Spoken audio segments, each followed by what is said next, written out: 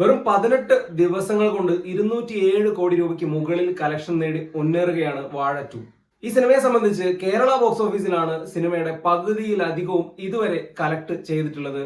200 കോടിക്ക് മുകളിൽ കളക്ട് ചെയ്ത സിനിമകളിൽ തുടരും മാത്രമാണ് ആഗോള ബോക്സ് ഓഫീസിൽ മൊത്തം നേടിയ കളക്ഷന്റെ പകുതിയിലധികം കേരള ബോക്സ് ഓഫീസിൽ നിന്ന് നേടിയത്.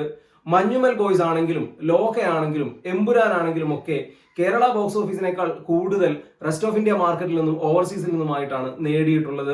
വാഴ 2വിനെ സംബന്ധിച്ച് കേരളത്തിൽ വലിയ രീതിയിലുള്ള സെൻസേഷനായി ചിത്രം മാറിയിട്ടുണ്ട്. എന്നാൽ ആ രീതിയിലൊരു സെൻസേഷനായി മാറാൻ ഓവർസീസ് മാർക്കറ്റിൽ കഴിഞ്ഞിട്ടില്ല. ഓവർസീസിൽ നല്ല കളക്ഷൻ എടുത്തിട്ടുണ്ട് എങ്കിൽ പോലും കേരള ബോക്സ് ഓഫീസിലെ ഒരു പെർഫോമൻസിന്റെ ലെവൽ ഓവർസീസിൽ നിലനിർത്താൻ കഴിഞ്ഞിട്ടില്ല. GCCയിലൊക്കെ നല്ല രീതിയിൽ കളക്ഷൻ എടുത്തിട്ടുണ്ട് എങ്കിൽ പോലും ചിത്രത്തിന് കേരളത്തിൽ നടത്തിയ പോലുള്ള ഒരു പെർഫോമൻസ് ഓവർസീസ് മാർക്കറ്റിൽ സാധ്യമായിട്ടില്ല എന്ന് വേണം പറയാൻ.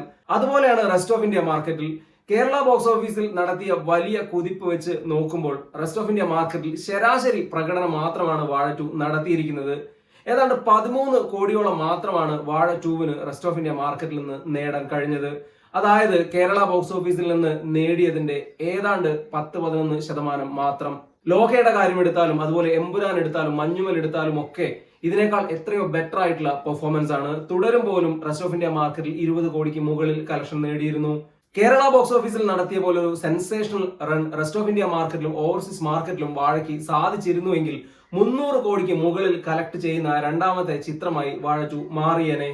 കേരള ബോക്സ് ഓഫീസിൽ ഇൻഡസ്ട്രി ഹിറ്റായി മാറുമെന്ന് ഉറപ്പാക്കിയ ചിത്രം പക്ഷേ റെസ്റ്റ് ഓഫ് ഇന്ത്യ മാർക്കറ്റിലും ഓവർസീസ് മാർക്കറ്റിലും അത് സാധ്യമാക്കാതെ പോവുകയാണ്.